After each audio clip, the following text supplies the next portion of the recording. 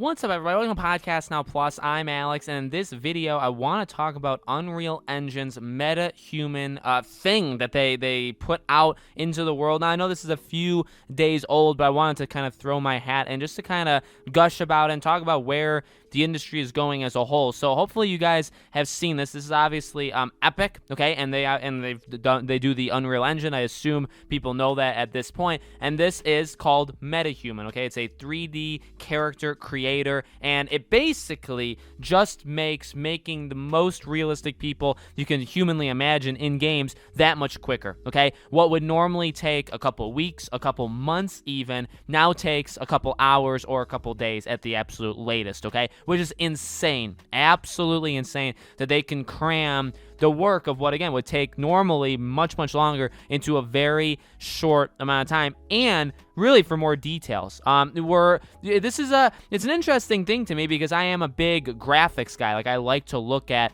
pretty things. I like to look at games getting like nicer and nicer, and one of the things I do look for in games is how they look. And if it's there's some games I don't think matters as much. And by the way, there's arcade games, there's some like top-down games. There's a lot of different styles of art that you could go into that doesn't require you to make the most real. That doesn't make you have to make a person that you can perceive as being real. And even if you go back, one of the examples I would go to is like Uncharted. Like, I can still love characters in Uncharted 2, Uncharted 3, right? Even though they don't look all that realistic whatsoever, right? They lack a lot of textures and qualities in a face or in a character that we now see like in current time, okay? So it's not 1,000% necessary, but it's kind of insane where the industry is going. We keep saying it. I would say we say it every couple years, definitely every console generation as well, that like, how can it get any better, right? You always kind of hear people saying, like, how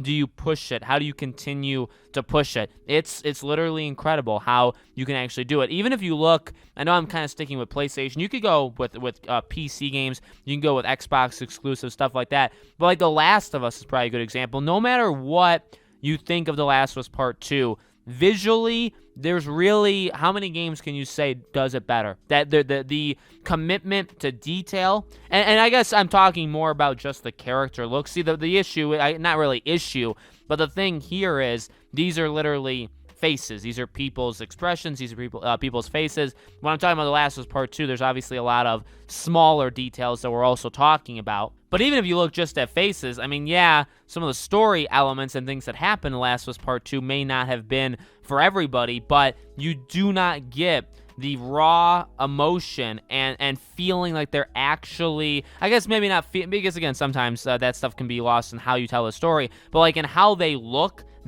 like real people. You know what I mean? They look more like real people than we've ever seen in a lot of other games. Now, I'm sure there's some games that do it even better, right? But we keep saying it. We keep saying, oh my God, like, can it ever get better than this? And then they say, yeah, it absolutely can, and they give us something better. It's crazy. I think we're at the precipice of going to of literally entering an age where these characters are going to get so realistic that we'll have a hard time telling them apart. You know, I would say I like to tell this story. I haven't really told this story much. I have a grandmother. She's still alive. She's about to turn 99, okay? And back in the day, and this was 5-10 years ago, I would go over there, and sometimes me and my cousin would play games. And this was, again, back maybe like God of War 3. We play a lot of like NHL, but we played games back in like the late 2009, 10, 11, 12, 13, like that era. Maybe even The Last of Us kind of era. And even back then, someone like her sometimes would walk in and think we were watching a show or watching a movie. And that was all the way. Now, again, obviously she's older, but I mean, it's kind of funny to tell that story because I really think we're at an age now where I think a lot of people, if you walk in, would somewhat be fooled if they didn't see the controller, if they, obviously framed the right way. They could walk in, see The Last of Us. If you were watching a cutscene, The Last of Us Part 2, I bet you could fool a fair amount of people into thinking that was real. You know what I mean? And that's a very powerful thing. And this, MetaHuman thing, again, not only is it going to kind of push, I would say, and they kind of explain it in different articles, and Epic explains it, but honestly, it really is, I think, trying to get a lot of developers up to speed with what some of the top tier guys do. And now what's not interesting, I mean, it is interesting, but it's also exciting, is it also moves the needle for them. So we keep talking about Naughty Dog, but let's just say what this could do. Now, you have to be using Unreal Engine. I think this will be available in Unreal Engine 4 and then eventually 5 as well, okay? So you do, and obviously not every game uses Unreal Engine, okay? So obviously, the people that don't, they have their own set of, I guess, again, I don't know if you want to call them problems, but it's just flat out different, okay? But say you're using Unreal Engine, this to me elevates everybody, where it's like, all right, a smaller team probably couldn't do this stuff, again, because without this basically app or feature, whatever you want to call it, without it, this could take months to do this on your characters. And if you have a team of 15, 20 people, you can't do that. But if I told you, okay, well, hey, those 2-3 months of work of making these characters' faces, making these characters look like this, if you could do it in a day, would you do it now? And they'd be like, yeah, you know what, we'd rethink it. We definitely try to include that stuff into our game. And that moves the needle for all of them. And then people that were already really good at doing that, maybe it took them more time, maybe it was just the biggest studios